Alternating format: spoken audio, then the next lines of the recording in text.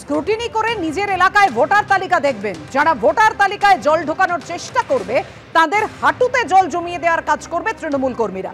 সরকারি কর্মচারী তারা জড়িত থাকলে বাড়ির বাইরে বেরোলে সূর্যের মুখ দেখতে পারবেন না।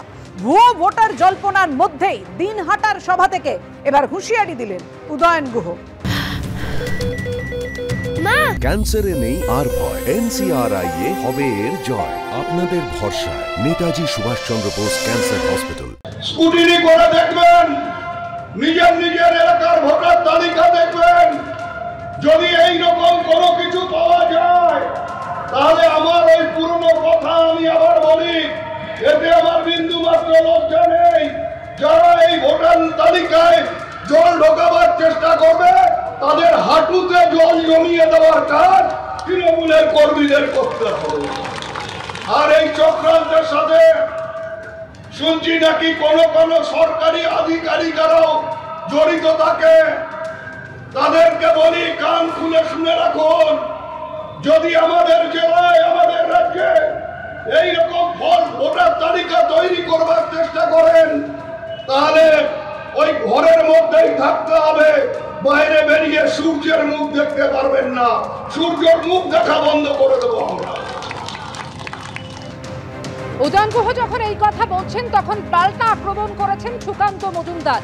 ভুয়ো ভোটার নিয়ে অভিযোগ তো এতদিন বিজেপিই করেছে, মুখ্যমন্ত্রী অন্যের ঘাড়ে দোষ চাপানোর চেষ্টা করছে বলছেন সুকান্ত মজুমদার।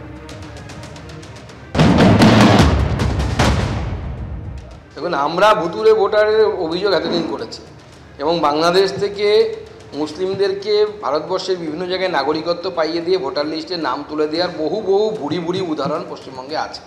মুখ্যমন্ত্রী অন্যের ঘাড়ে দোষ চাপিয়ে, অর্থাৎ যখন হয় যে পকেটমার যখন ধরা পড়ে যায়, পকেটমারের সঙ্গী সাথীরা এই পকেটমার বলতে মারতে নিয়ে পালিয়ে যায়।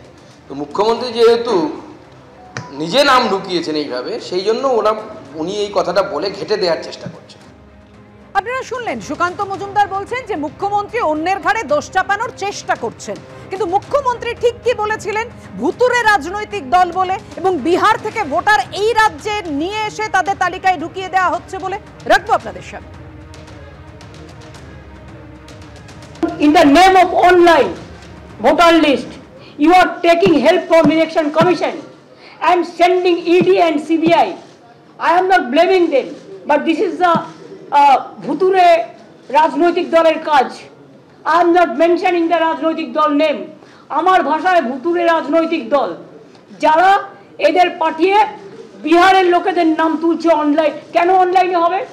আপনাকে ভোটার কার্ডে নাম তুলতে গেলে, আধার কার্ডে নাম তুলতে গেলে আপনাকে ফিজিক্যালি যেতে হয়। তাহলে বিজেপি 40 লাখ ভোট বাড়লো কি করে মহারাষ্ট্রে? আর দিল্লিতেই বা আপনারা কি করেছিলেন? একদিন না একদিন তো বেরোবে। শুনুন, অঙ্কটাকেও দেরিতে কষে, অঙ্কটাকেও আগে কষে। অঙ্কটা কষতে জানতে হয়। আমরা অঙ্ক কষে দেখে নিয়েছি। এখানেও বাবুরা এসে বসে আছেন, প্রত্যেক অ্যাসেম্বলিতে 20,000 থেকে 30,000 বাইরের লোকের নাম ঢোকাবে। আর ইলেকশন কমিশন ইলেকশন করবে, সেন্ট্রাল ফোর্স দিয়ে তারা গার্ড দেবে। আর বাইরের লোকেরা এসে, যারা বাংলার লোক নয়, বাংলার ভোটার নয়, তারা এসে ভোট দেবে। এই পরিকল্পনা কিন্তু আপনাদের আমরা ভেস্তে দেবো।